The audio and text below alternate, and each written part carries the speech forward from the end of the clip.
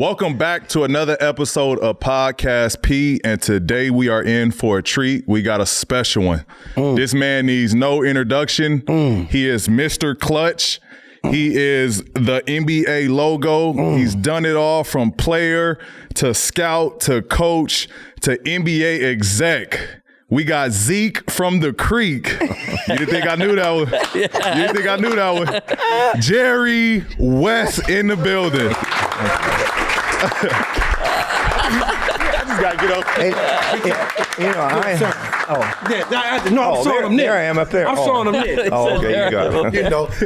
Is there anyone you can kick out of this before we start? We can get rid of him right now. No. Yeah. Who's that guy that works for you? What's his name? Aaron Mintz? Aaron Mintz. Oh, should we kick him out too? Oh, no, that's not the guy. That's not the guy. Which one? I have no idea. No, there he is. I can see that. Oh, I can see him back there. The bald one. Usually it shines, but he's inside I know. today. That's what I'm talking about.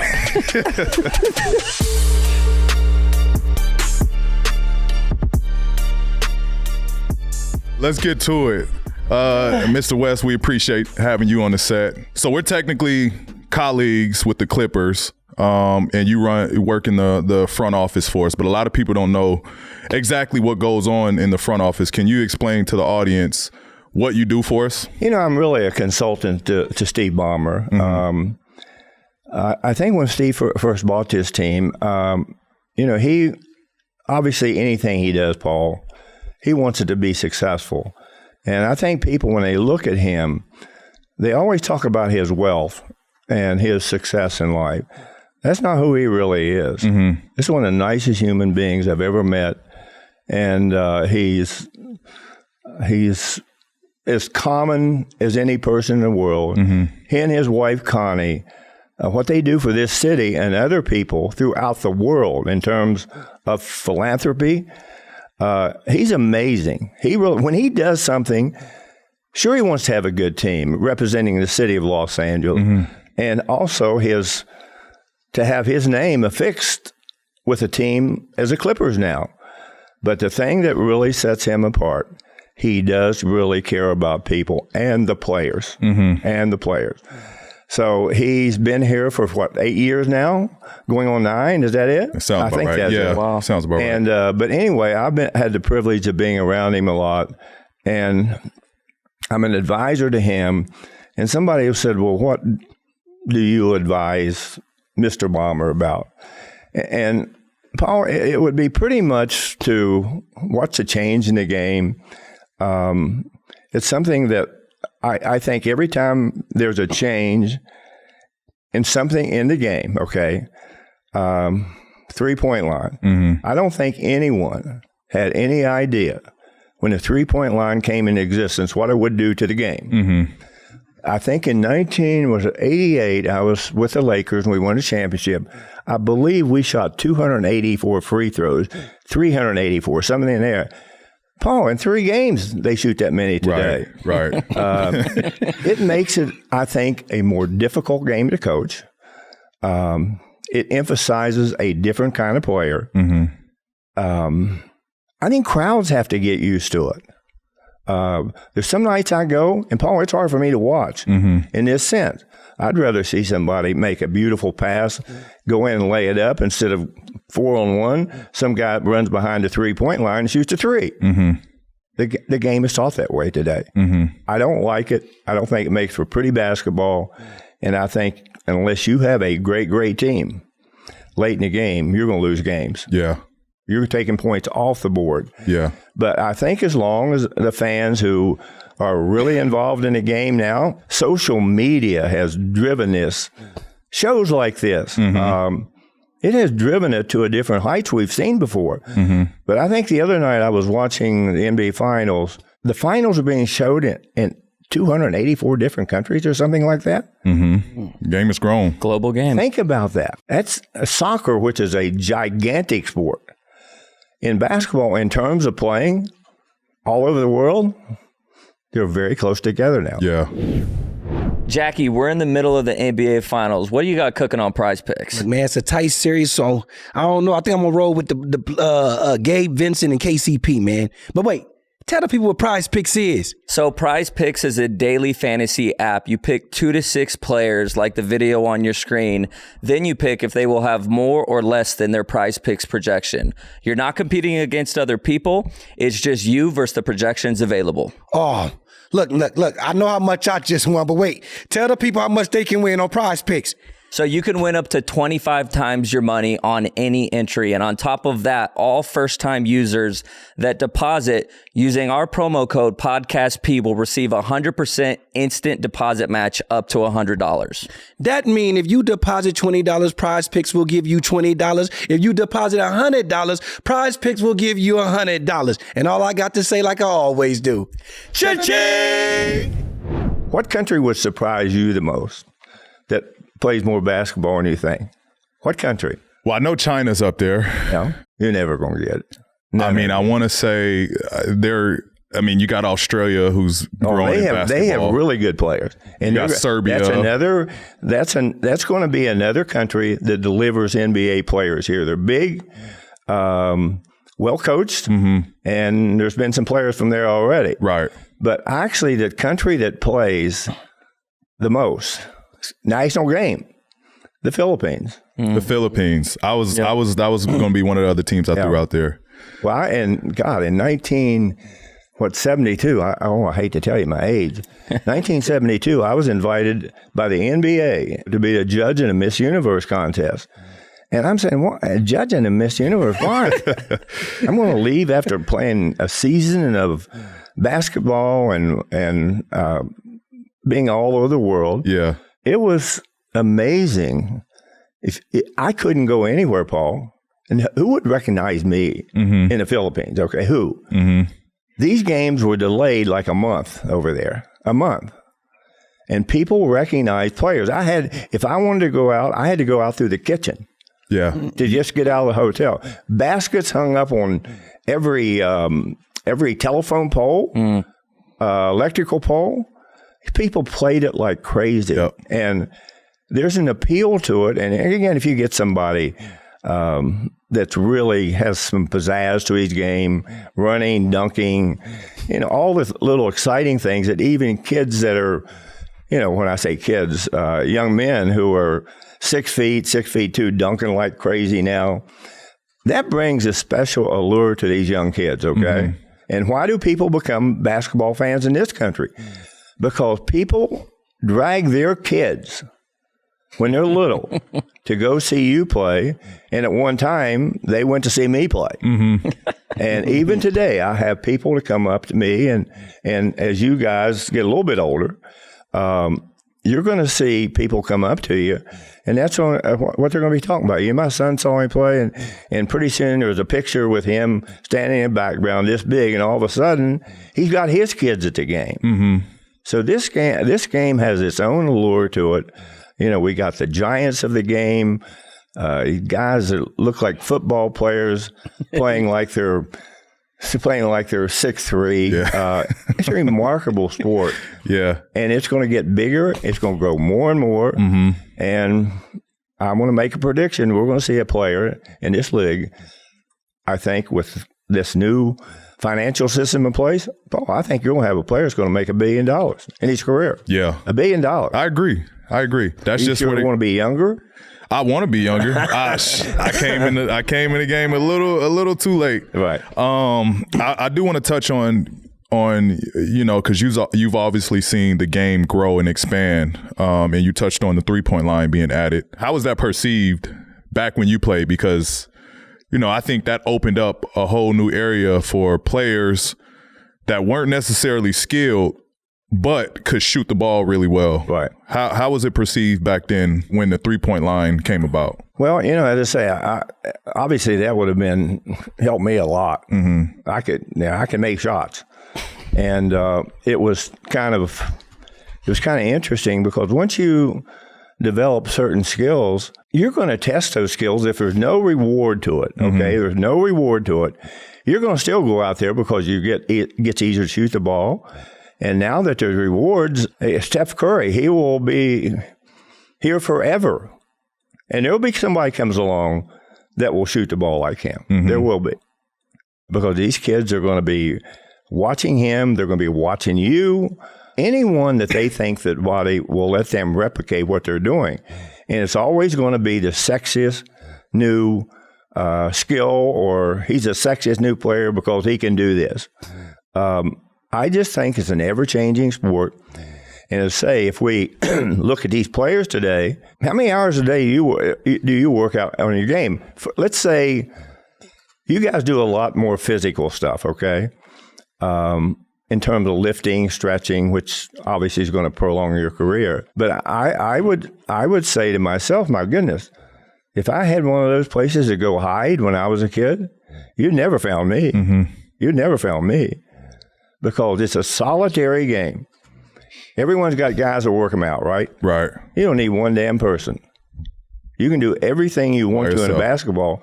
The tedious part of it, you don't want to miss, okay? Mm-hmm. So if you miss a lot, you're going to get tired. Right.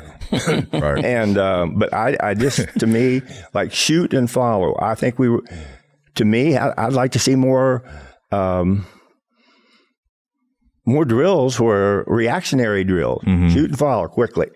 But this is, when I go over there and I see all the facilities we have over there to make you guys better, And remember, they're pretty costly when they started out. Mm-hmm. Now, no.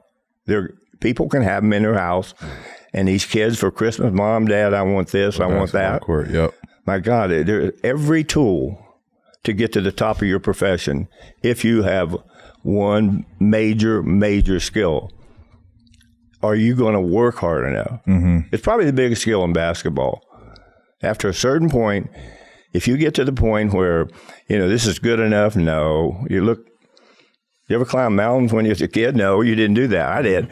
I was always looking to see who was going to catch up to me. Mm-hmm. They weren't going to get past me. Mm-hmm. I was going to go to the top of the next mountain. Mm-hmm. And this is, to me, is the growth of this sport has a lot to do with kids wanting to be like our best players.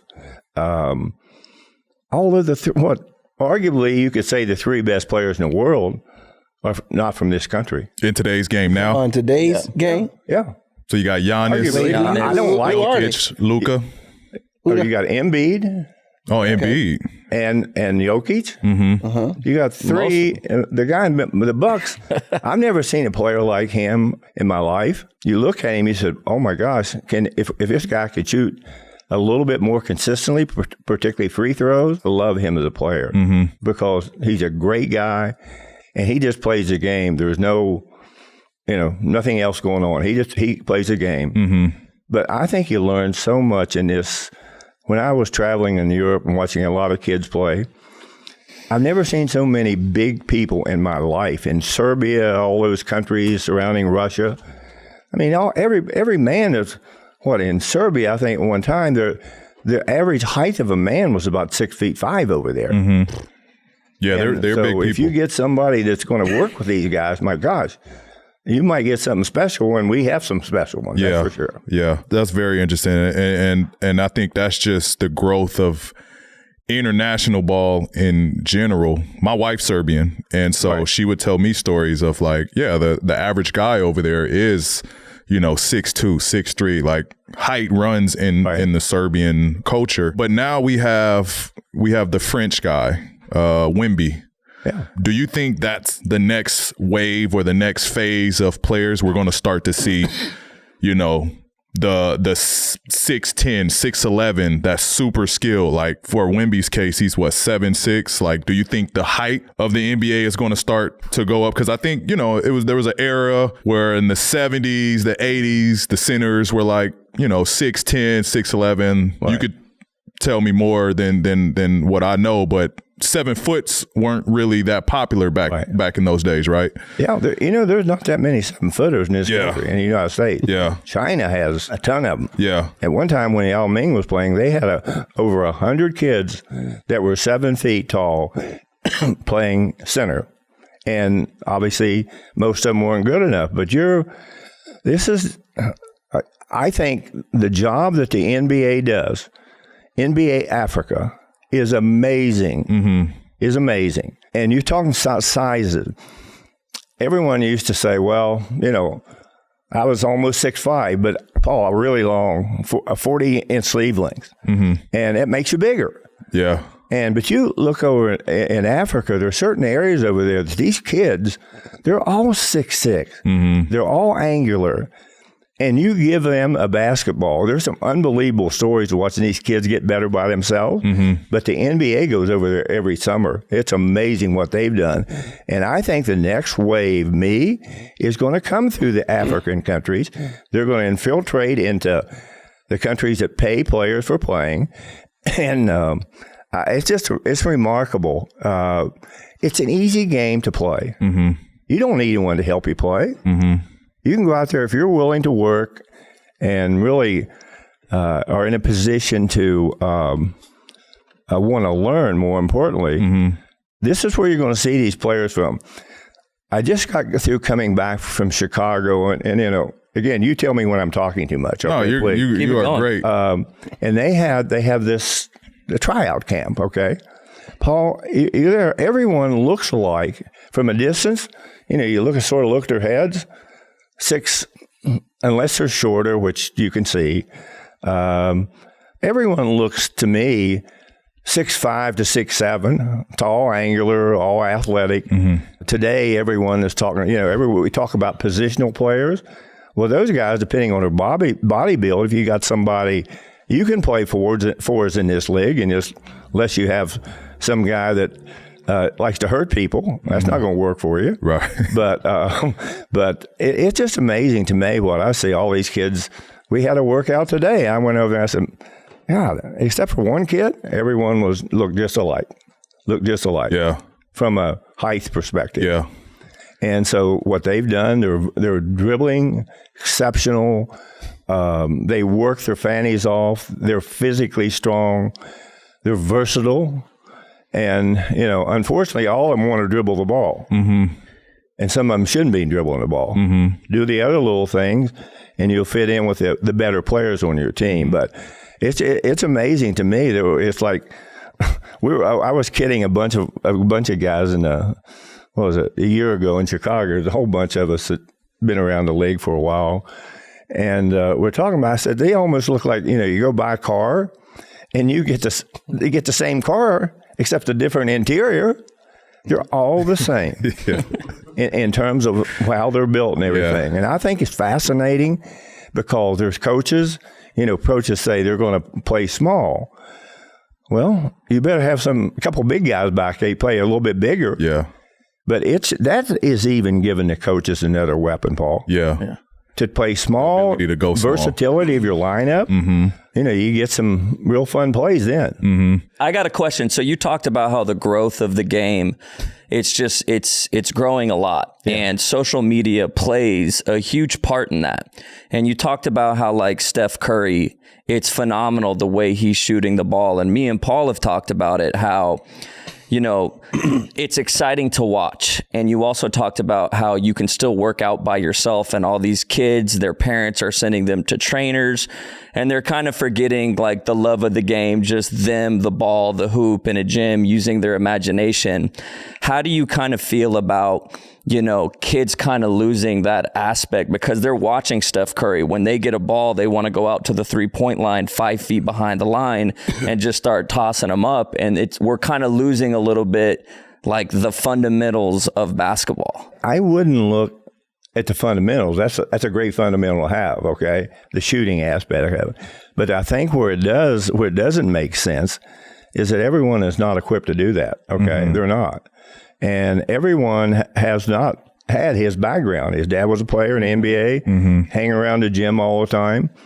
And when you watch him now, everyone just, at one time, I didn't think he was a good defender. I think he's a terrific defender.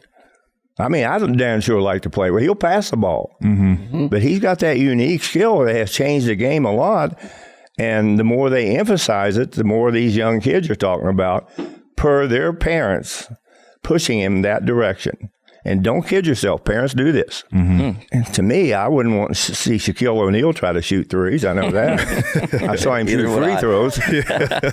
But never in life. as I say, I do. You're 100% right. All these people who want to change the game and people who everyone, well, I'm old-fashioned. Please don't be old-fashioned. It's okay to have old-fashioned ways about you. It's a modern world. Grow up and do something that's going to allow you to succeed in life, whatever that might be. Exactly. And these kids today, if you see these kids going to stay, Paul, you ever talk about the NILs on your program yet? That has That's changed crazy. the game. Oh my gosh, you have kids make $4 million at one place, and they're highly recruited kids going to college. And some of them found out that you'd think that they'd go to the NBA. Heck no, they're not going to go. Staying in school. Because they're probably going to get drafted in the second round. Yeah. If that. Yeah. I kind of like that aspect that the NIL brought, because I think now you'll see more of a competitive college, like Final Four or NCAA tournaments. You'll see more of a competitive college basketball game now that you'll have kids in school 2-3 years. Do you think like that has an effect now? Well, again, it's going to become more competitive because these schools, look at certain conferences and look how long those conferences have been together. Look where they're located, and that will tell you where all the money is. Okay, all the old money that's into these schools In the South. And I was privy to a conversation that they brought me into it in terms of talking about me and wanted me to get involved with it. And first of all, I'm not rich enough to do that. I can't. Would I? No. The answer would be no. For me, I would rather give it to kids that these kids are going to survive like crazy, and they're going to have people in that school who are so embedded in the football programs, the basketball program, the baseball program, and now women. There are women, I think a girl from Connecticut makes $1 million a year. It's unheard of. Historically in this country, there's probably, about 10 schools that could really recruit kids? And I used to wonder, how can they recruit these kids and no one else can recruit them? Now, since this NIL money's there, anyone can recruit Anybody can. anyone. Anyone. And so I just think that today, these schools that had all these high-profile coaches who were able to get all these kids coming in there, not going to happen anymore. It's going to be about money. And somebody said, well, this is over our budget. So it tells you it's about the money part of it. And how, if at one time the NCAA, what purpose would they ever serve now? None. And they're not in that business anymore. Right. Yeah, no, that's an interesting fact. So one of my favorite moments with you is when you're at practice, your ability to help us get better. It's been countless amount of times where I'm working out and you come over and, little gems here and there you'll tell me. I remember one time was having my feet facing the basket when I attack. And me being mindful of that helped my first step, being explosive and going straight towards the basket.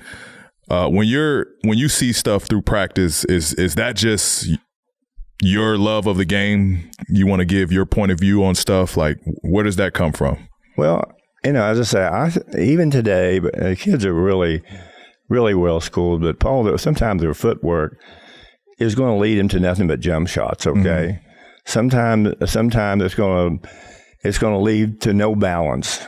And if you can help a kid just a little with balance, it's like shooting balls going to your right. Your body has to be, if it's a basket, your body has to be square up. A lot of people do it with their shoulders. No, the feet. The feet. Because you're going to be a straight line driver. And I can't tell you, make yourself a straight line driver. So if you take the ball from over here and you got this foot, turn the ball in front of you. If you turn it out here, these long-armed kids, and particularly smaller ones, in those tight areas, they're going to get you the ball. Going left, you don't ever have to square up. never have to square up. To me, difficult shots, if you're shooting ball after ball from the free throw line, that doesn't challenge you, okay, except it just, if you're good, you're going to get better. I used to take the basket, and here's the basket sticking out. I would get behind the board to shoot over the corner of the board. Now, if you do it with your left hand, again, you never have to square up. You do it with your right hand, you have to use more arc, and it doesn't make any difference square up. You just have to turn your body some way. But make it, make like little mind games with it. You guys know about pool, right? Everyone knows about pool. I used to go to practice, and again, this was just me. It doesn't make any difference because I was fortunate I had a good career. It was a gift. I didn't know what the hell I was doing. I learned along the way. But just learn how to spin the ball off the board, how high up you have to go, how you can get people like goaltending. Some guys go in there, and when they are going to the basket, they don't even bother. They don't even bother to if this was a basket, I would catch the ball like this, and I would see what's coming behind me. I wouldn't just put my head down and do that because you can get a layup. You might see someone coming and go in there and lay it up on the other side, which all the players do today. Get a 3-point play the old-fashioned way. But there's just little things I think kids can learn. Learn every time you drive. It almost got to me every time I drive. This arm will just fall. Just fall. If it did, what's an a defensive player going to do? He's going to be pushing you this way. And that's without you hooking and holding, which has become, it's hard to believe to me that all the calls that are missed today, that the officials missed that the hooking. But if you just take your arm and put there, guy's going to... He's going to shove you. He's going to shove you if you know how to use your body. Right? But these are things that I kind of learned by myself. Did they help me? I can't judge that, but I darn sure could score the ball. I could do that. The young Jerry West growing up, who was your inspiration as a basketball player? You know what? I had no... I'm going to tell you something. I've talked about a little bit here in the last 2 or 3 years. I didn't grow up the way I wanted to grow up, okay? All of our life, we're subjected to our parents. They're subjected to us. And I had a father who was very abusive toward me, very. I had no inspiration, but I was solitary. I was a solitary person. And even when I was in high school, I was receiving offers when I was a senior at East Bank High School, a tiny little school. I was receiving offers from the West Coast team. That never happened in Paul. Never. And I was bashful. I couldn't, somebody talk to me about the game. I'm still bashful. And a lot of it have to do with what I saw as a kid that shouldn't happen to any kid, period. I don't think my father ever saw me play a game. I didn't want him to see me play a game. I did not want him to do it. But if I had an inspiration, it probably was my brother David, he was killed in Korea in the Korean War when I was, 13. I was a scrawny little kid. And it was a life-changing moment for me, life-changing. I got even more quiet. I would hardly speak to anyone, Paul, and everything was yes sir, no sir, thank you, please. Pretty much the same today. I love people. I don't care who the hell you are. I love you. As long as you give and you're nice to people. I see players sometimes, and there's a few players that are tough with fans and for whatever reason, and they have all these social media platforms, and someone, hey, so-and-so, and you gotta look at him, just walk away from the kid. You'd be surprised how many pictures in my life that I have taken with me just having a hand on a kid's shoulder that their parents, the kid showed me this because the father gave him to him. and he'll have his kid with him. And that's probably the feel-good thing because of how I believe I should treat people. Everyone says, well, you hate it. I don't hate anyone. Mm-hmm. Do I get disappointed in people? Yes. I do get disappointed. But it's certainly not over basketball. It's certainly not because somebody played for one team or the other. It's none of that. Mm-hmm. It has to do with give back. Give back. Most disarming thing in the world, okay? Mm-hmm. I'm going to give you an example. If you're, let's say you had a terrible night and you wanted to go and have a glass of wine in a restaurant, okay, by yourself. You walk in there, cold, you take your coat off, and you look around the room, no one smiles. And again, I don't care how big you are, I don't care who you are. You're probably going to get up and leave, but just ain't walk around the corner. You walk around the corner, and everyone, hey, come on in, come on in. They may not know your name. Mm-hmm. Where's the most comfortable place for you to be? Mm-hmm. That's the most comfortable place for you to be. Because in all likelihood, they're going to probably treat you like, this is a great guy. I don't know him. He's a great guy. Right. And I really, really believe in it. I believe in giving so much. I wish I would like Mr. Bomber. Okay, I would. There's a lot of things I would do for people that would mean a lot to me personally. Because when I was growing up, and we didn't have a car, never went on a vacation, Christmases and birthdays, nothing. Mm-hmm. And there were two words that were in my vocabulary then when I was talking to myself all the time. Okay? Worst two words in the world, envy and jealousy. Mm-hmm. Mm-hmm. Those are the worst two words for me. Mm-hmm. And you watch some people, and people I admire. I mean, I admire athletes, okay? I do.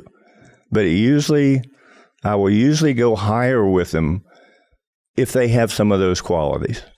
Because that makes me feel good that they haven't forgot where they came from, and they're appreciative of the fact that people are nice to them and appreciate them for being good guys. Mm-hmm. Yeah, that's how I was brought up. Well, you learned a lesson, okay? Mm-hmm. You learned a lesson just by watching. Mm-hmm. And I just, I went to. Take your time. I went to Korea, where my brother was killed, where he actually got killed, and he never saw me play. Mm-hmm. He was deeply religious.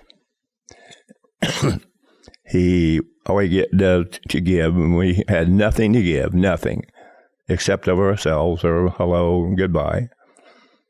And the day he got killed changed my life forever.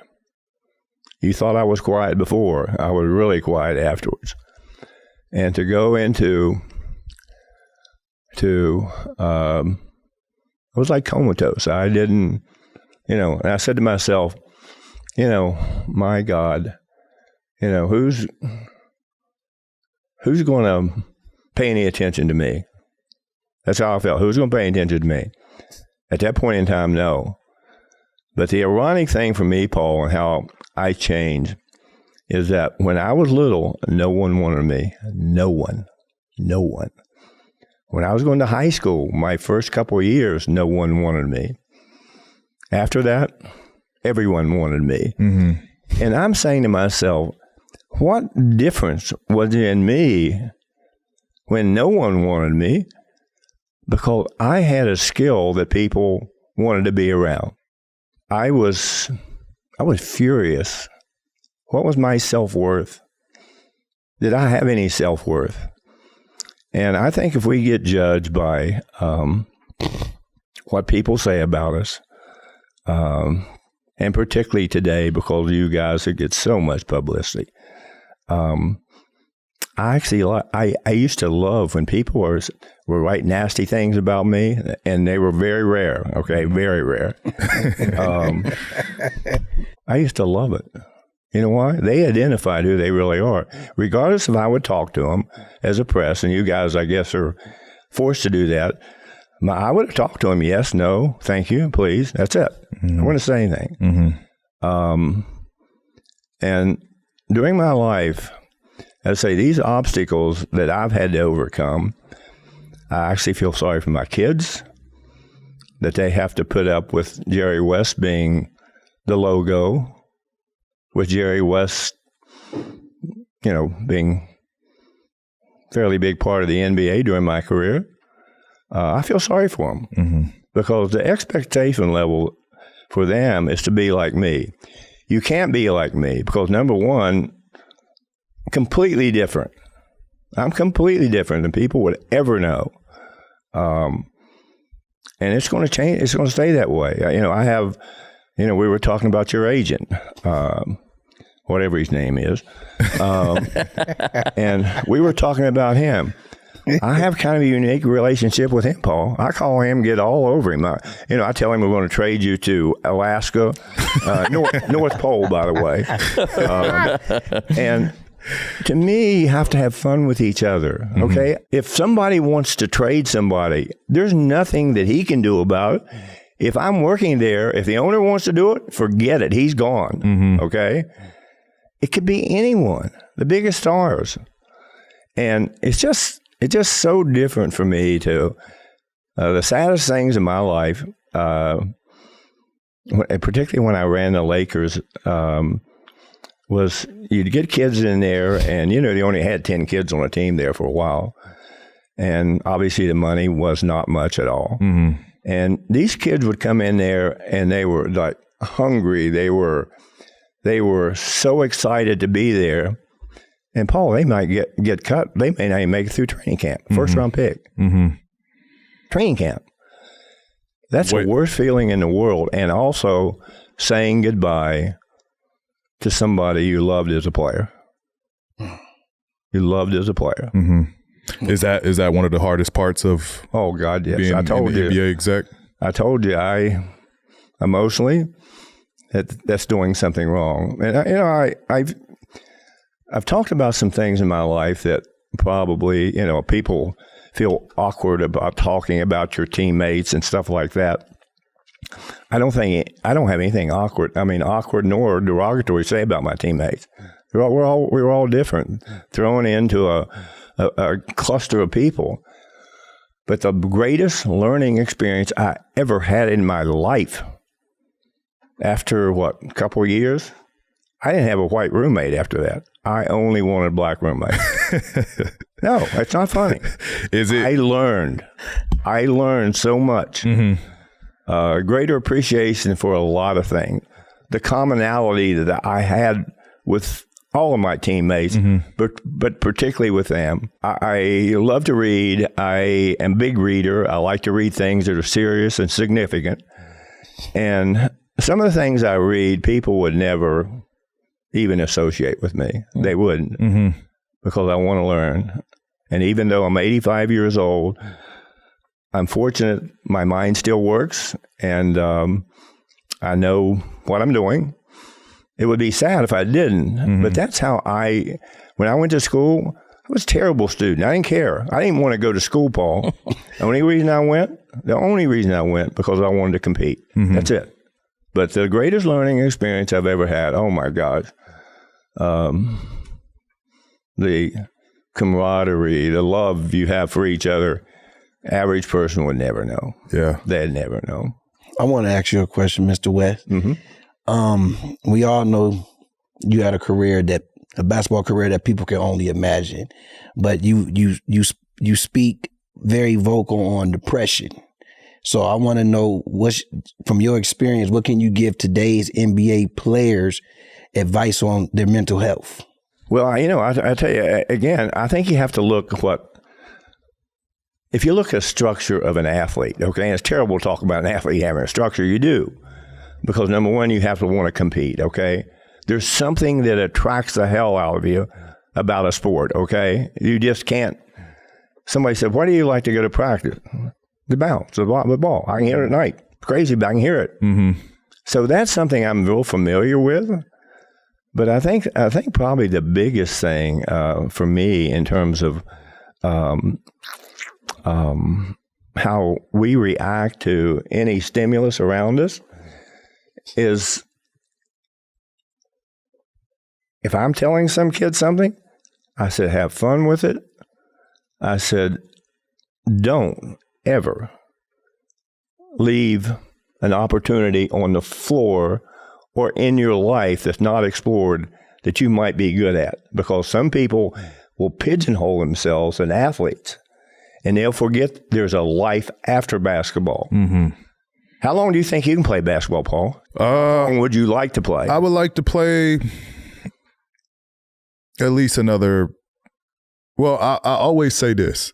If I can contribute, I don't want to be the player that's hanging on just in the game for the hell of it. Like, I want to be able to play at a high level, and I want to be top 3 on the team, like competing. I think that's just my value as a player. So I think I still got another 4 or 5 years of elite basketball. Well, I would think the way you guys take care of yourselves and you look at your body as your ability to, gives you the ability to go out and compete. And if it doesn't work, it doesn't work. You can't do it then. Mm-hmm. But just watching the things I watch, if a player made $400,000 when I played, that was a lot. I was an all-star player every year of my career, Paul. I think an all-pro player 11 years, and I had an injury the other 2. I led the league in scoring. I led the league in assists. But the thing that really probably, in my own mind, and this was 74, no, what was, well, I forget when I retired. It's been so long, I forget. But it was my 14th year. And I had a holdout the season before that somebody did not tell me the truth, okay? And you can't do that with me. You can't. Tell me the truth. I'm fine with whatever you think. I'm fine. Just tell me the truth. Mm-hmm. And then, so I played the first 28 games this season, and I tore a groin, and it was really difficult then, okay? It was more like a football injury. In football, they used to just, at one time for any other football except the interior lineman, that was their career was over. Mm-hmm. And all they do was tape them, and so they would, they wouldn't move. Mm-hmm. After the season was over, I played the first 28 games, terrible shape. I pulled this groin muscle, okay? And because the owner said I did it on purpose, I didn't want to play, wouldn't say it to me. Right. It said to his friends and people, I can't believe he would do this to me, right? Okay? So the next year, time for training camp, and he called me in. They called me in. They made me an offer. I would have been the first $1 million player. The first. What was my response? Hell no, I'm not playing. I'm not playing. So it wasn't about the money for you? No. It was personal. Mm-hmm. Don't lie to me. Just tell me the truth. It's just terrible, Paul. I mean, listen, you got somebody to protect you. Now, he might lie to you, for Christ's sake. Yeah. But you got somebody to protect you. Yeah. He's not going to tell you derogatory things to other people, which a lot of it is fun, okay? A lot of it is fun. But he's not going to do that. Mm-hmm. But when you get in there and you have no agent, you go home, and this guy lied, out and out lied to you. Out and out lied to you. Another time, a coach, Elgin Baylor, got hurt.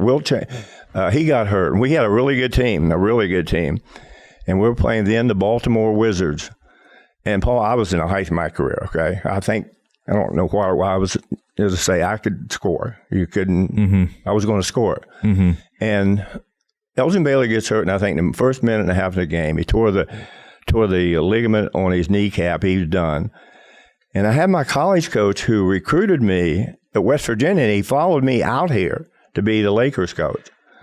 And he came up to me. He said, if we win this series, I'm going to make sure you get paid, okay? Well, not only do we win the series, okay, we get to the finals. And I think I averaged 48 points a game in that series. And they were better than us. We just happened to find a way to win this game, this series. And when the season was over, I said to him, are you going to talk to them about contractually trying to help? He came back to me a day later and he said to me, I've been thinking about this. I just don't think it's a very good idea. Relationship was done. Done. So you cut him off. Done. Yeah. I mean, but also another thing, I see players, so he doesn't like this coach, he doesn't like that coach. Paul, I could play for anyone. I ain't paying attention to coaches. And by that, I mean, if they felt that this was the best we could do to win games, we're going to win these games. If we got enough talent, we're going to win them.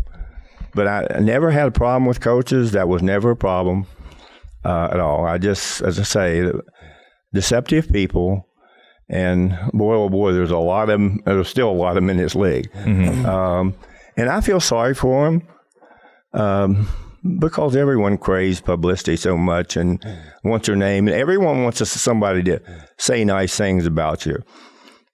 Well, people are not going to say, everyone's not going to say nice things about you. Right. That's life. That's right. If you have to manufacture it yourself, there's something wrong. And so what anyone wants to say about me, I'm fine. I don't care. And I will not get mad. But I want a chance to speak myself. Jerry, you were talking about just a little bit of your playing career, 14 seasons. You were an all-star every year. You won an NBA championship. You were the finals MVP. You've had success as an executive. Out of all the accomplishments that you've achieved personally in your career, is there one accomplishment or achievement that sticks out to you the most? It would have nothing to do with me playing or being in Los Angeles. Nothing. It was twofold. When I was in Los Angeles, everyone, because Lakers were good and we'd been good for a while, starting with, it usually starts with players. There's Mr. Inside, Mr. Outside, Baylor West, okay?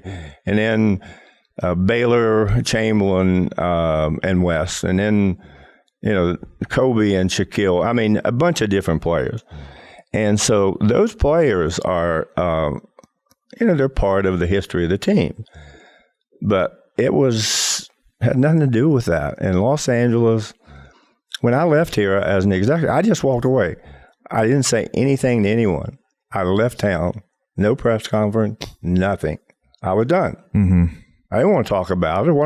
What somebody want me to do? Say something derogatory about someone? This was me. I didn't want to be there. I was worn out. And so about 3 years later, a man very much like Steve Ballmer, Mike Heisley from Chicago, called me, wants to talk to me about going to work in Memphis, Tennessee. And so we get there. He came to my house here in Los Angeles. We started talking. And he was talking about, he said, I know you want to do this, but I'd really think you'd love it. And so we started talking, and I said, no, wait a minute. Let's talk about this a little bit.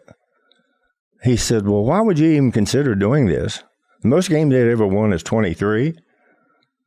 I had the greatest time of my life because a bunch of people here in basketball, you have people that will say things. Well, he is never going to do anything when he gets out of here in Los Angeles. That's never going to happen. Happiest night in my life in Memphis, Tennessee. Most games they had ever won there in Memphis, Tennessee was 23 games, and Vancouver, most, in 13 years in existence. And in going there, I grew up kind of with folks like that in my life, okay? So the people were easy. And there was something calm, different than Los Angeles. And so we go there, we moved there, and my third year there, we won, 43 games. 43 games. Wow. And Hubie Brown was the coach, and we were playing in the playoff. First time I ever made the playoff. Hubie Brown, who's, I don't know if you've ever seen him in a clinic, the best I've ever seen. Oh, my gosh, unbelievable how good he is. He was a coach, and everyone said, well, you're crazy. I can't believe you would hire him. I said, why would I be crazy? I said, we can't be worse. We can't be worse. Right. I said, he's the best technician in the game. We make the playoff, and he was coach of the year. First year. I honestly, when I went home, I said, maybe I can do something okay. Because I always question myself, can you do this? And so I was there for 5 years. Great 5 years. But the greatest experience I ever had, and you'll never have a chance to experience this, Paul, because you're a professional, winning a gold medal for the U.S. amateur team in Rome. An amateur. And everything was going on in the world. The Cold War, threat of nuclear war, racism at its worst. And to go there and to win that, and there were two people that got to receive the gold medal, Oscar Robertson and myself. And our careers were like this. And loved the guy. He's just somebody that I've always admired. All I could think of was my brother, David West. I said, I hope you're where you can see me. I hope you're where you can see me. I had tears running down my eyes. I'm not a crier, okay? I'm not. Some people, you say something, they'll start crying. That's not me. Yeah. But it was probably one of the most thrilling nights I've ever had. Even though I was the second player taken in draft, Paul, little did I know that I would play in the league. I didn't know that at all. That changed overnight in the sense that you go home and get on with your basketball career. But those are probably the two most exciting things. Being close. The most disappointing thing ever, that I didn't win the most valuable player award. We played on the West Coast. No one saw us play. Yeah. Will Chamberlain and Elgin Baylor missed practically the whole season one time. I mean, tons of games. And I had the greatest season I've ever had. In every aspect, I had the greatest season. Was this 1972? Was 69, maybe 69. 69? Maybe 69. Was that the scoring? Yeah. Your scoring? It was like the game was so easy mentally for me to play. I knew whatever you're going to do, I'd be waiting on you. Yeah. And but it's a gift. Yeah. It's a gift. And that probably for me was probably one of the most disappointing times. The other one that still bothers me to this day is all the times in the NBA Finals, and they only win once. It was like I wanted to quit when I was 28 years old. I didn't want to play anymore. It was torture. I felt I let the people in the city down, and yet every time I would look, I played better in the playoffs than I did the regular season. But you got one. Well, as I say, got more. Yeah, but I was, we got one, but that was not meaningful for me. Yeah. Happy for the people. Yeah. Because they're the ones I felt badly for. Yeah. So going to the finals, losing and still being the finals MVP had no weight to you. No. Individual things. I'm not very good at individual things. I'm not. You know what? If you're in the locker room with a bunch of guys you really like, and you look around the locker room, and when you win games that are big, and the time we won the championship, the only joy that I ever got is watching those guys. I used to, after 2 or 3 playoff games, I just take off driving. I didn't know where I was going. I just take off driving. Have to fill the gas tank up before I got home. And it was torture for me to try to figure out how could I find some way to feel good about myself. And I couldn't. And, as we've had 2 chances here with the Clippers, 2 chances. And for whatever reason, the big guy in the sky didn't want us to get there. Right. Injuries. I've never seen anything like this in my life. In my whole life. 2 players the caliber of you and Kawhi can't play half the season. Mm-hmm. I mean, it's crazy. Mm-hmm. And I say to myself, who are you going to win with? You're going to win with guys like you because you have to do the heavy lifting at the end of the game. Mm-hmm. Some people can't do that. Mm-hmm. And you and Kawhi can do it. And you go home and you say to yourself, my gosh, it's almost like there's a jinx somewhere. But that was tough. That's tough for me when I see that, even today. Yeah. Yeah. Even today. This episode is brought to you by BetterHelp. One thing we all face as people, no matter who you are and what you do, is stress. And it can be a struggle to deal with sometimes. Yo, fellas, what kinds of things do you guys do to keep your mind right and to stay, sane in your day-to-day? Meditation. I dig that from you, P. That helps big time. We just getting my mental prepared, get my mental right. Carries me through the day. Yeah, and for me, it's just to get a little bit of exercise and some sunlight. I think it's easy since COVID to stay in your room, stay in the house. So just getting out and moving and get your blood flowing, I think has been helping me a lot. So what can you both tell me and tell people out there your experience through your therapy?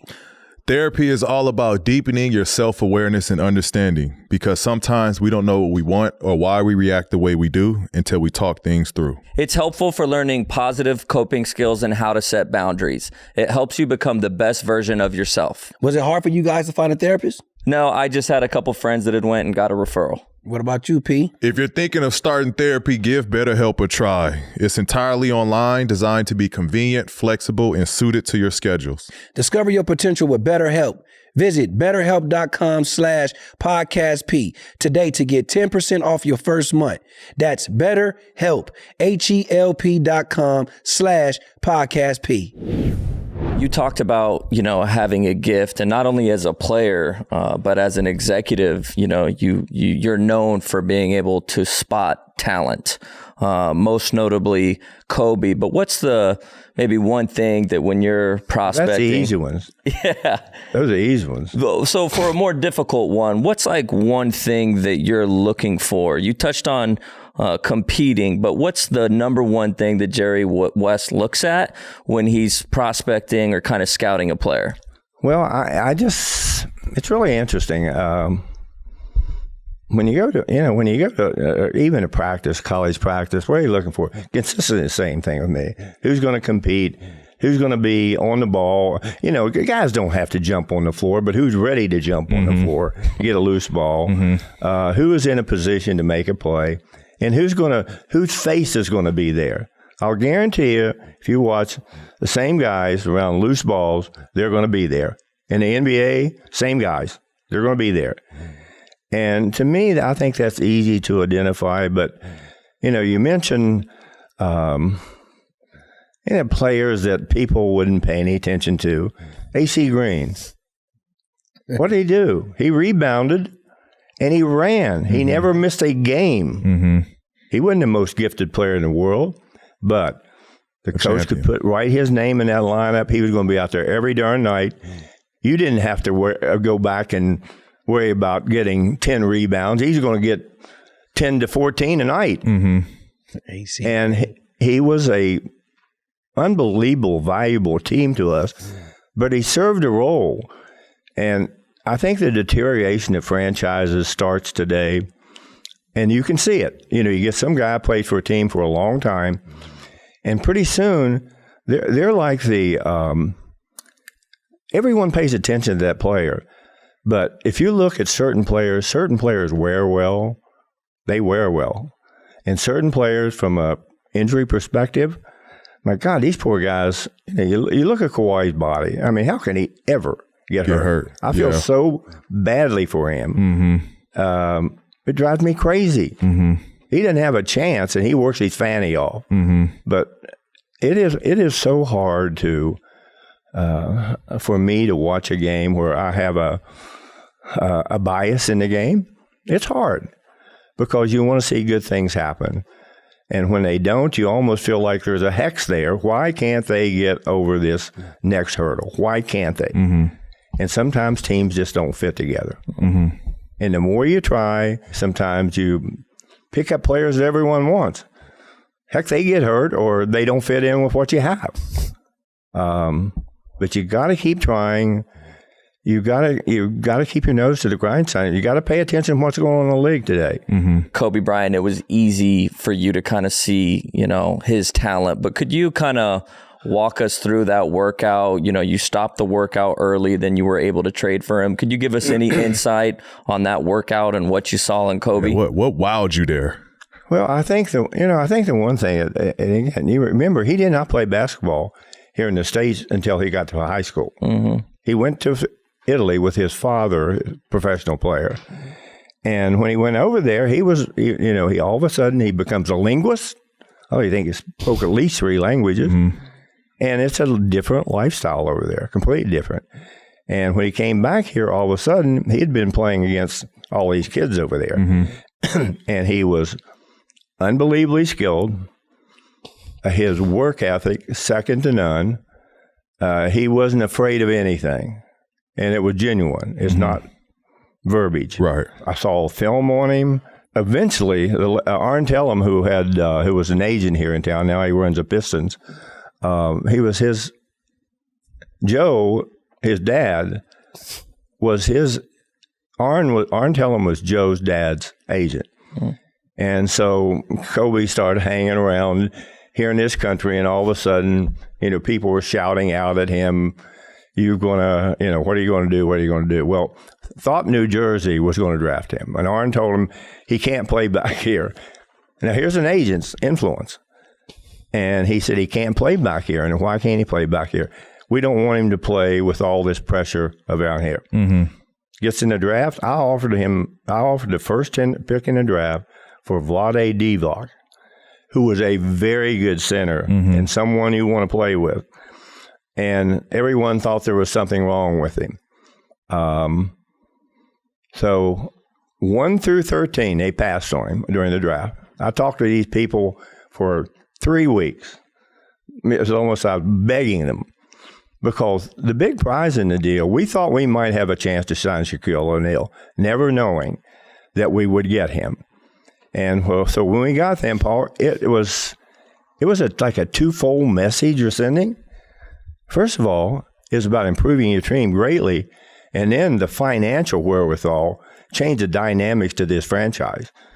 And Jerry Buss, the late Jerry Buss, who was the owner of the Lakers, he had a different seating arrangement that's still in place in this league.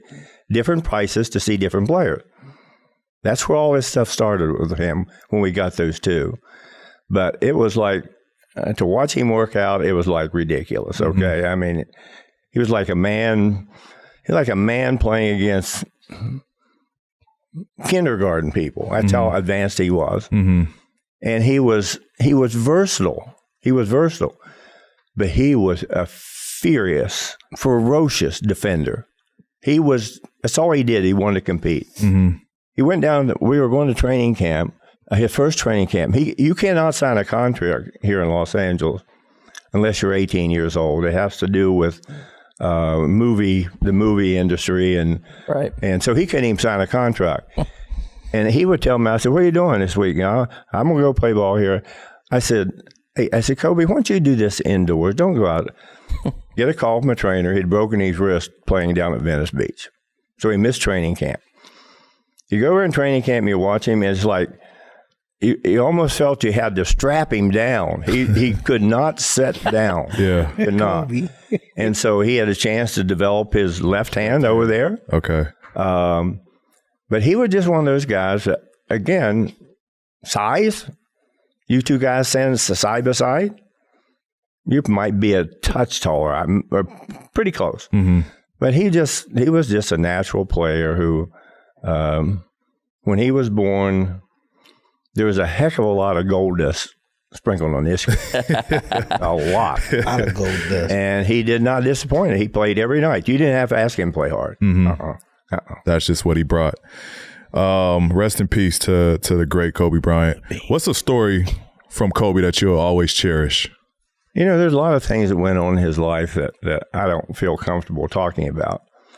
And I think the thing that made me feel like there was a real trust here with him, when I was working in Memphis, I'd get calls. What am I going to do? What am I going to do? And I guess in some sense that might have been tampering. I didn't look at tampering because he was at our house all the time. He ate at my house all the time. I felt more like a father figure with him. And we'd talk about it and started talking about things. And I said, well, Kobe, I said, look, I said, first of all, you put yourself in jeopardy here, okay? You have to look at yourself first. Don't blame anyone else. Exactly. But look what you need to do a little bit better.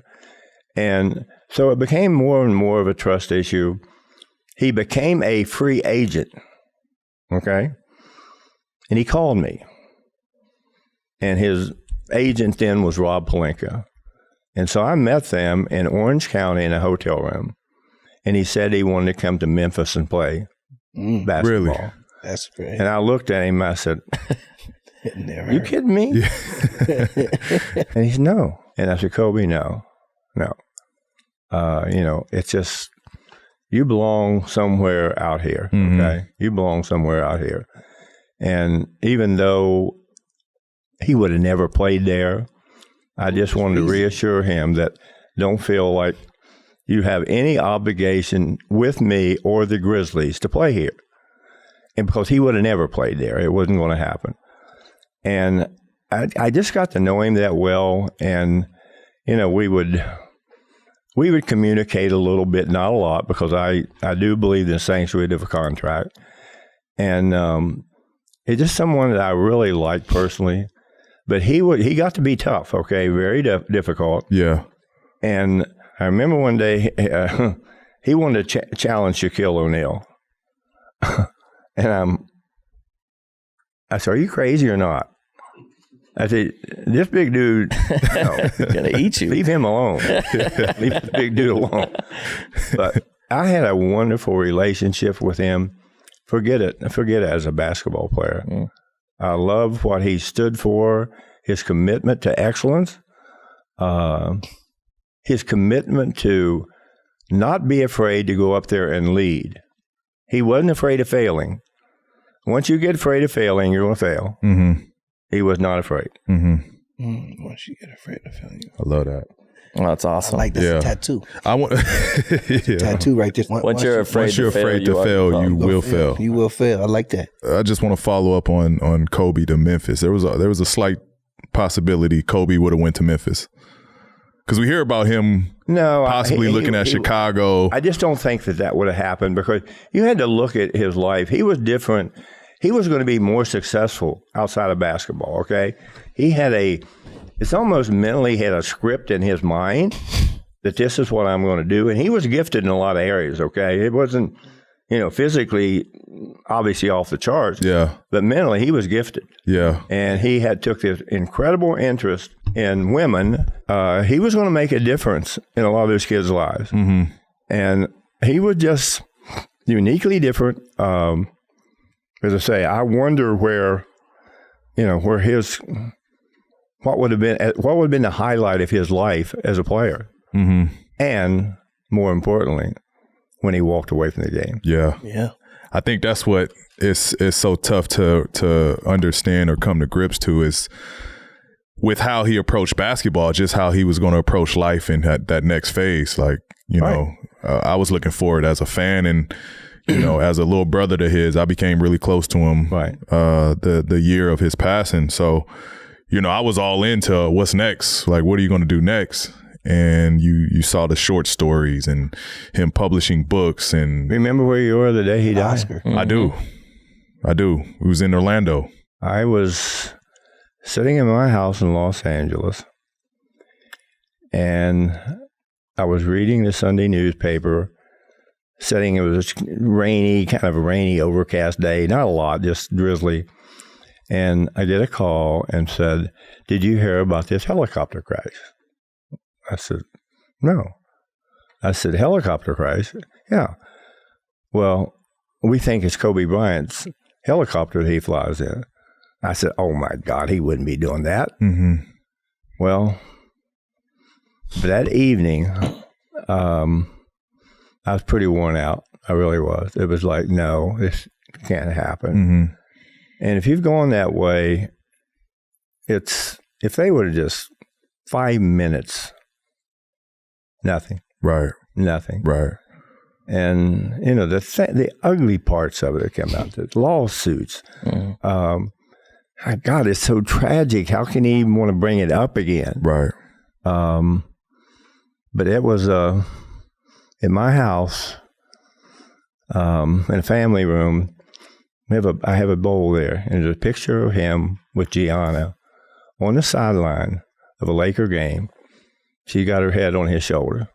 Now, that's been there since he's passed away. Mm-hmm. And there's little things around my house that most people would look at and they would say, no, you don't. Why would you keep that around? Mm-hmm. Because I believe in people. And I particularly believed in him when, we get him here, showboat, never forget. In the playoffs, we're playing Utah. No one else would even look. We were awful. No one else would even take a shot. He wasn't afraid. Didn't make him. Somebody said to me, that's just absolutely awful. It wasn't funny at all. Mm-hmm. I said, watch what happens next year. Great. I said, watch what happens next year. Mm-hmm. But he was, he was just wired different. Too easy to miss in him. Too easy. Yeah. Too easy. You were a part of, I think this was last year in Cleveland, All-Star Game, the 75th anniversary. You're there with Jordan, Magic, LeBron, D-Wade, Melo, Larry, the list goes on of NBA legends. What was some of the conversations when you got a room full of heavyweights in the same room? Like, what was some of the conversations and interactions between you guys? I'm not so sure there were conversations. Most of them, if you had a teammate there's always that little, sticking a needle in somebody's leg or something. A lot of those people I know differently than, playing against them. I knew them personally. Mm-hmm. And I'm friends with them. And they're people I greatly admired. They were the cream of the crop. Mm-hmm. And finally, to have all those people in one room, I said, my goodness, how'd they get all these people here? Okay, how'd they get them all here? A lot of private jets. Only one person wasn't in that room, Kobe Bryant. Yeah. Mm-hmm. But I have a picture in my house that they took there with ones that most of them people like to have picture with. And it's really interesting because I've seen, Michael Jordan, I like to say I admire him more than anything. I would say we're close. We don't bug each other, but we're close. Mm-hmm. And he doesn't change, Paul. He does not. He's the same person all the time.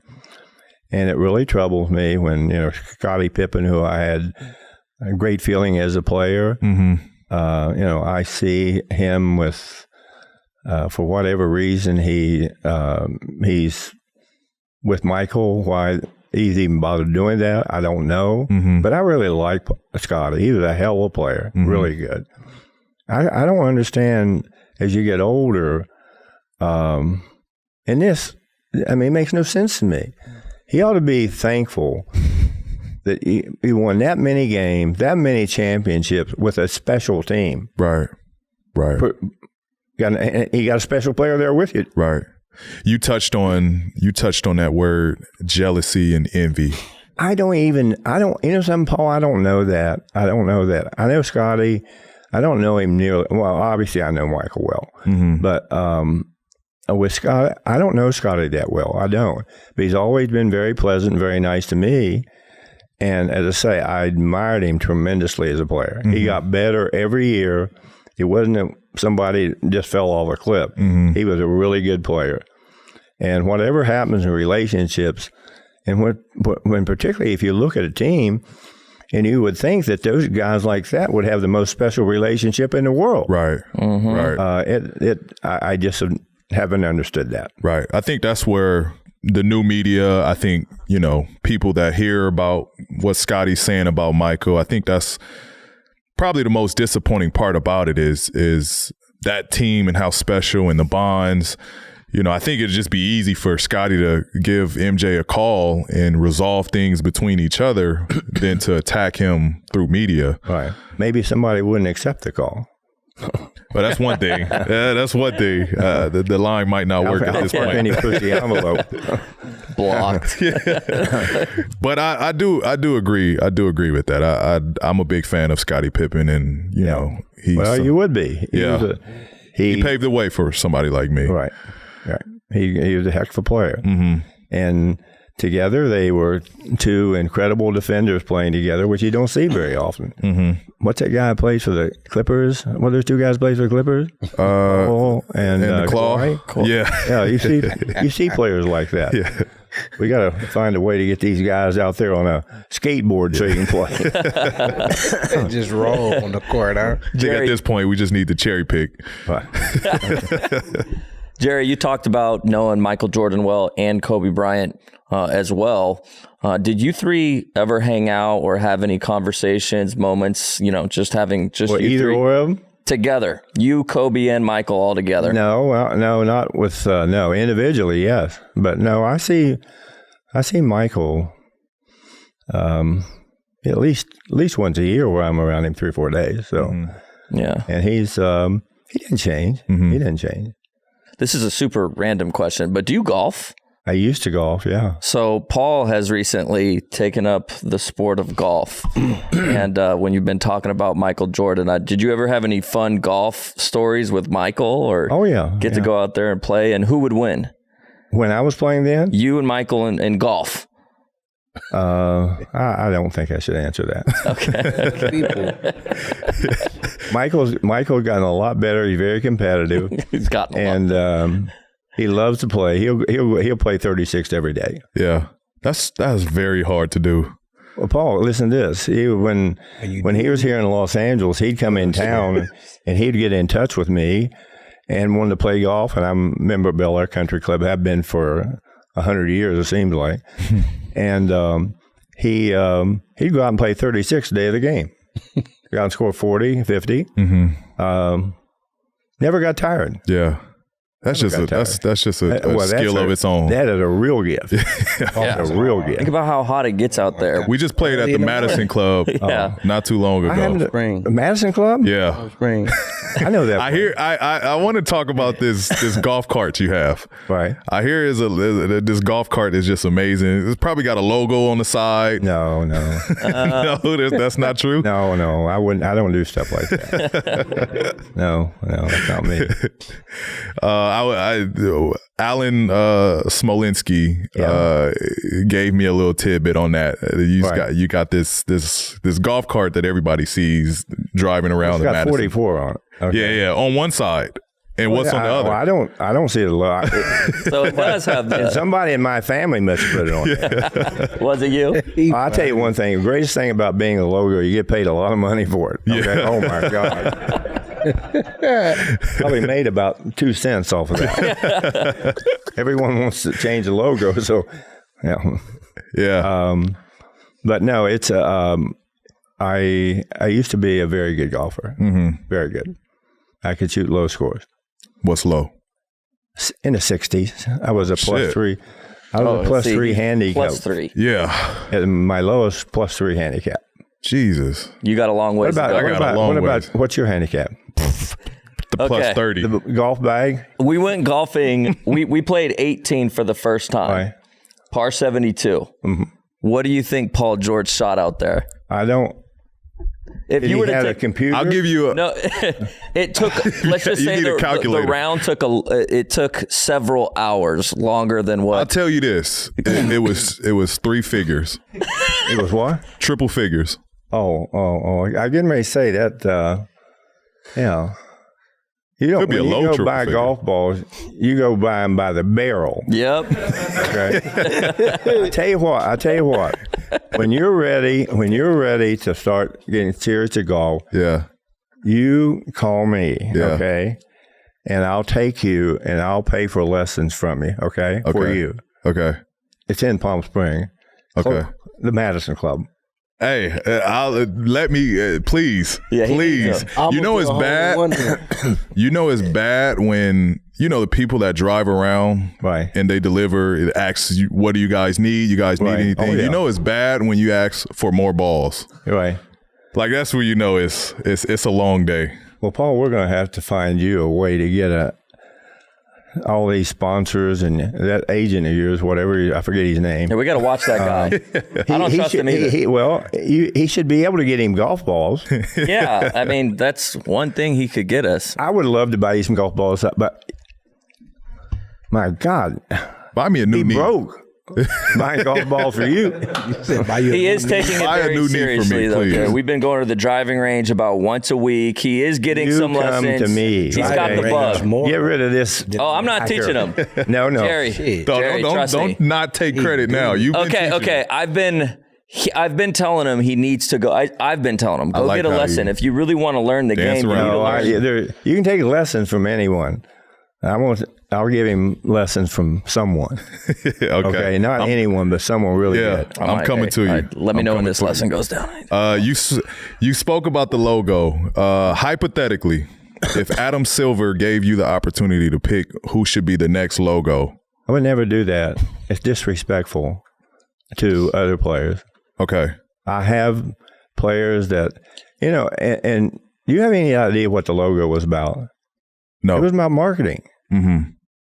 I think the late, Walter Kennedy, the league had started to grow. And that's when they decided to start trying to market the league. Mm-hmm. And that thing has been around forever. As I say, to me, you wish that no one knew who it was. Mm-hmm. My kids say to me, yeah, but I don't want them to change it because they know who it is. Yeah. But it's those things don't mean much, Paul, to me. They don't. Yeah.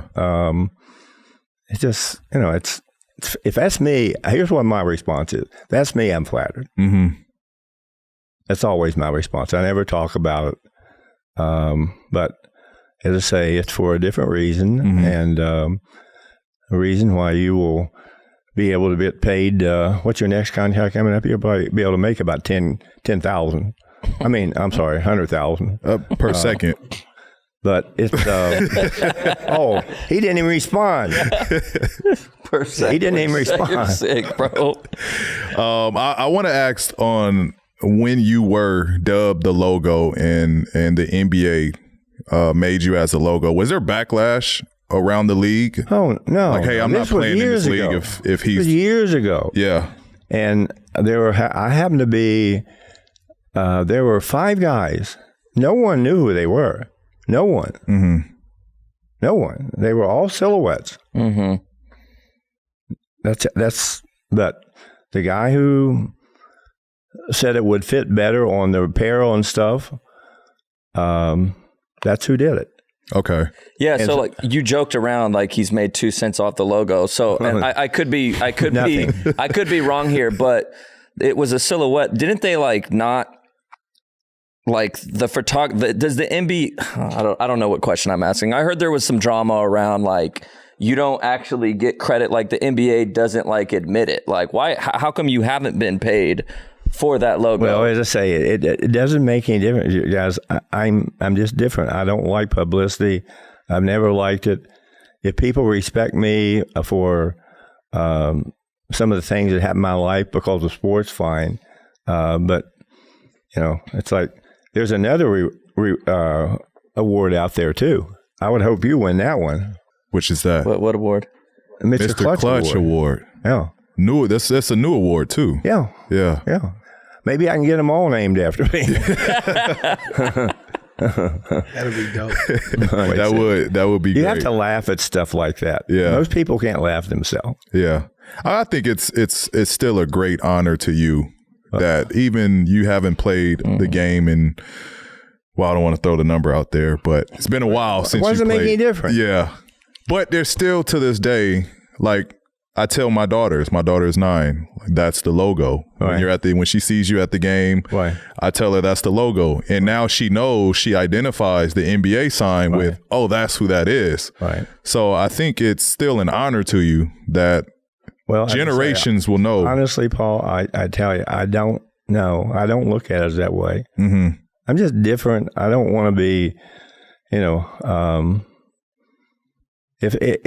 if I had my wish, If I had my way, somebody, when, we're all going to not be here for a long time, well, you guys are going to be here for a long time.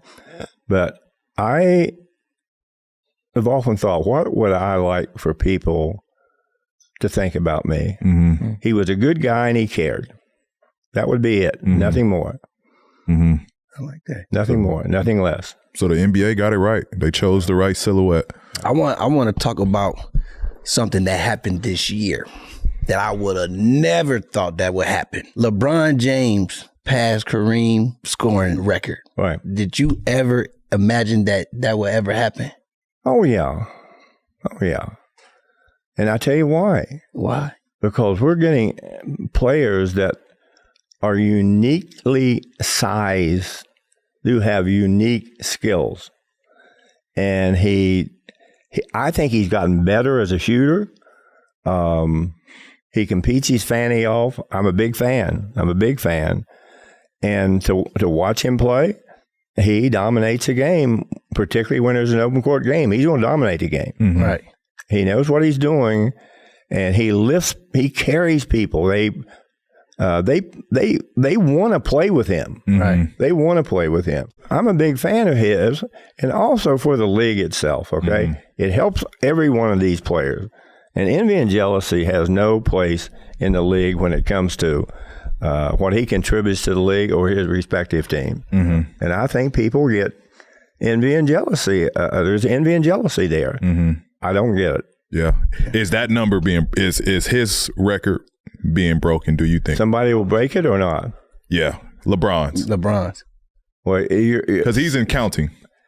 The thing that would, the biggest thing with me, to try to look at it as easily as you look at it, can somebody stay healthy that long? Yeah. Yeah. That's my take on it. Yeah. That's what it's going to come down to is who will have a career injury. LeBron James. I don't know. That's a long. That's longevity. These specialty games now, play in, playoff. I mean, let's get to the point, and I think they're going to have another in the middle of the season. Something. Mm-hmm. Are those going to count toward those? I don't think those will. Mm-hmm. But will we have a 4-point shot? Will we have a 5-point shot? Mm-hmm. Who knows where this game is going? They don't do that. Yeah. And I would hope that we have sort of reached the saturation point with these kind of gimmick things. Mm-hmm. They're not going to be gimmicks. They're going to stay that way. Mm-hmm. Because they've been popular. Yeah, I think the game is going to get to that. There will be there's got to be a 5-point shot. There's got to be an incentive because don't do that, Pete. Every player is looking the same, like how you stated. Every player is looking the same. So I think for the game to grow, now there's got to be a player out there that does something specifically now. Like this guy is great at this long range ball. Saying, but 5 points? It's I think the game is going to get to that. I think there's only one player in the NBA right now that can shoot a 5-point shot every It's game. not there yet. I'm saying if it was, there's only one person. It would be somebody during the place in the game when the coach is, oh, don't shoot that. And all of a sudden a guy makes one, well, you might as well slip another one in here. Yeah. It's a good shot. Every time I see a sport, all sports, I'm a sports fan, when they start changing things, that makes me wonder what's wrong with being traditional. Mm-hmm. Right. I'm kind of traditionalist in like golf. Okay, it was to see where these guys hit the ball today is mind-boggling. Okay, it's mind-boggling, but more importantly, how skilled they are. Mm-hmm. Right. You just don't hit it out there because you swing it as hard. They hit it and keep it in play. Mm-hmm. But as I say, life is. Everyone is always pushing the envelope. You never know what. In sports, are they going to keep pushing the envelope in sports? Mm-hmm. And I think, we always talk about draft. How about football? They draft a quarterback who has not played one down in the NFL, and they pay him an exorbitant amount of money because he's going to be a franchise quarterback. They think. How do they know he's going to be a franchise quarterback? Right. Yeah. Right. But sports is, I think because people have such a wide range in sports today, all sports, and particularly like soccer's growing like crazy in this country, like crazy. The women, what's the women's team that draws a huge crowd? There's one of these teams drives, is it Seattle? Angel City in LA? Yeah, there's a team. There's one bigger. The women's team. But what I'm saying to you is that people just get an interest, and the more interest they have, the more they're going to try to drive that interest. Right. But there's some smart people out there, and you look, and boy, oh boy, they have all these ideas now that maybe we can make it bigger if we do this. But I just think there's so many people out there that want to see these games promoted to the zenith. You can't promote them anymore. And I guess if people accept it, it's fine. Jerry, you talked about how the game is evolving. Maybe there is going to be a 5-point line sometime, but just the athletes and the skill, just what these guys are doing right now. Where do you stand on the GOAT debate? Are you more do you have a GOAT personally, or are you one of those guys that talks about, there's this generation and he's the GOAT of this, and, like LeBron's the GOAT, Kobe was a GOAT. Who's the GOAT for you? Guys, this is the most ridiculous conversation you'll ever have, okay? All it does is I had to ask. And hold on. This is the thing that drives me crazy, okay? There's different eras. There's different changes. Athletes their athletic ability should be better. They should be better shooters. And they're going to handle the ball, and the coaches want to kill half of them from handling the ball. But face it, they're copycats. And so some of them with enormous skill can go do these things. It looks very natural. Right. You put the other guy who got the same kind of skill, he looks like he's trying to mimic the great guy. Right. And I don't buy into this GOAT stuff. My God. There's a lot of smelly goats around. I know that. Smelly goats. I like that one. We're talking about shooting guards on the debate of GOATs. Shooting guard is probably the most polarized position with Kobe, with yourself, MJ. Who's your all-time shooting guard? Who's on your all-time shooting guard list? See, again, you get to, I look at LeBron James, and again, I'm not saying he is or isn't, but he plays like a shooting guard half the time, who is a point guard. So it's hard to do that, but I think it's pretty, if you just go into different eras of basketball, you can see the difference in the really good ones. You can definitely see the difference. And it's usually totality of the game. And, people will talk, you made, the all-league teams, all defensive teams. Well, if you couldn't do that, you wouldn't be on my list. If somebody just scores the ball or leads the league in assists, I had a coach say to me, he says, I think I led the league in scoring a year before. And he asked me to lead the league in assists, and I'm scratching my head. It's ridiculous. I led the league in assists. So it's just, he saw something different that was better for our team, with me not shooting as much, trying to score as much. And so when he said that, I almost started laughing. I said, can I do this? Well, I had guys that I could pass the ball to guys who could make a shot. And if you're willing, and if you just learn the nuances of angles, how people play people defensively, I don't think it would be that much more difficult. But again, it's how you play. Some teams play. Some teams just start shooting threes, and they give an assist. They give an assist to a guy that will.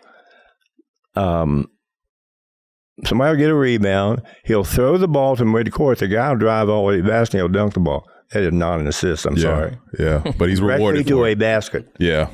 Directly to a basket. So, we all have our idiosyncrasies when it comes to trying to put a label, name, or even describe what somebody's trying to do. Right. But the players are really, as I say, they're all getting. When I say they're all going to look alike, they're going to be centers. You go to the store. Well, I'm a size 14, so I'm going to get 3 14s to play small forward and backcourt, and I'm going to get a 15, and I'm going to get a 16. Okay, it looks like pretty soon there's so many of these kids out there that you can find one that have certain criteria and they have certain measurements. They can shoot a 15-foot shot, which is almost seen to be crucial for a center today. Yeah. Hopefully they can block shots, run the court. But I do think you can see these trends. I do. And it looks like almost somebody has, along the way, has say, hey, this is my ideal for a center today. If you would ask every coach, who is your favorite center or who would you like to play center? I think that would be really fantastic to see what they'd have to say. Do you think the league will convert back to your traditional centers, the Shaquille O'Neals, the Hakeems? You think we'll revert back to dumping it back down on the block? And Boy, I think Joel is the biggest, they would have to the be closest different. to it, right? I think they would have to, like with Shaquille O'Neal, the way they played in, I don't care who you were, he was going to embarrass your ass. Okay? He would. If There's he got no mad, switching. You couldn't do anything with him. He's just too big. And he had, I remember the Lakers were playing Philadelphia, and I'm watching Mutombo. They named him Defensive Player of the Year. I bet you have about 4 pictures of my house. Here's Mutombo. Okay? That's how hard this guy dunked the darn ball. Yeah. You got to picture that, though. That is crazy. If somebody sent you one of those and put it up in your house, you wouldn't. You'd take it down.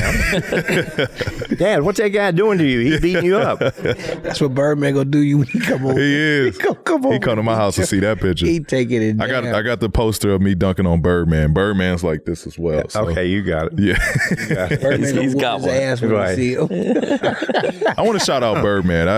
We always do. In all honesty, No hard feelings? No hard feelings. In all honesty, I appreciate Birdman and his career. I tell you what, there's so many photographers out there that they can get some incredible shots today. Okay, absolutely incredible. Anybody ever dunk on you? I want to know that you was mad at. Well, something you didn't. Why would you, unless you had an opportunity? I blocked a lot of shots. But why would you go in there being here? I try to do it from the side. Okay, guys go in dunking today. I always thought you rolled your body either way. I had tremendous teachers when I was in college, tremendous. And backdoored.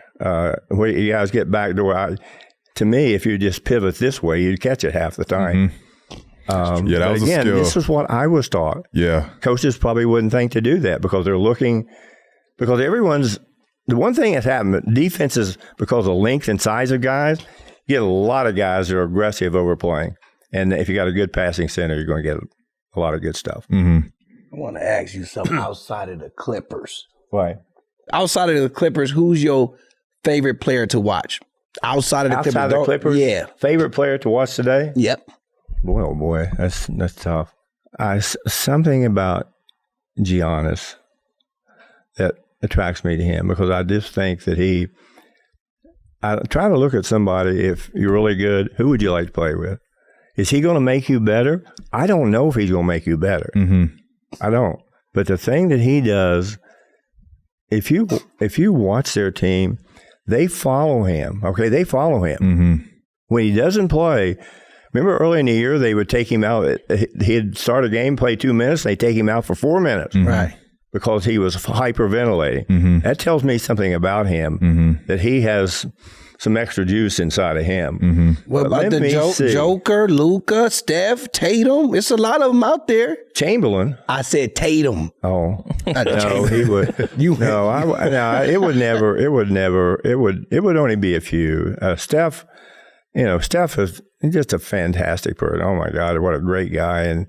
And again, he's different than everyone thinks. He's a better all-around player given credit, and I think it's that he gets credit for. He's really good. Right. Jokic is a joke, okay? He's a joke. You watch him play. Different. And you look at him, and everyone's talking about, well, he doesn't do this, he doesn't do that. If you watch him around the basket, he absolutely will shoot the ball, touch it, and catch it on the other side before these guys move. Mm-hmm. That tells you how good he really is. Mm-hmm. He's got an incredible instinct to play the game. But I watch him being interviewed and stuff. This guy's got the right stuff. Mm-hmm. He got it. He can talk. He's got it. And again, I don't mean to do other players injustice, but you almost need a sheet to look at these guys.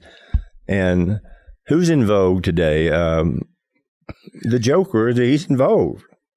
Okay, everyone would like to. Every coach, that's all they talk about on TV. The best player in the game. Mm-hmm. Best player in the game. Mm-hmm. Average person watch him, didn't know anything about basketball. They would pick who's the best dunker in the game. They would pick the best dunker. Yep. Right. Because of the flashiness. Right. Because of the flashiness. Yeah. What's your thoughts? We're on the subject of the Joker. What's your thoughts on this NBA Finals? People don't realize how big the Nuggets are. Okay, they're big. Yeah, they're front court. But also, I would never bet against Miami. Eric Spoelstra, those guys play. They play their game. Mm-hmm. They're never out of a darn game. Ever. They're never out of a game. They've done an unbelievable job.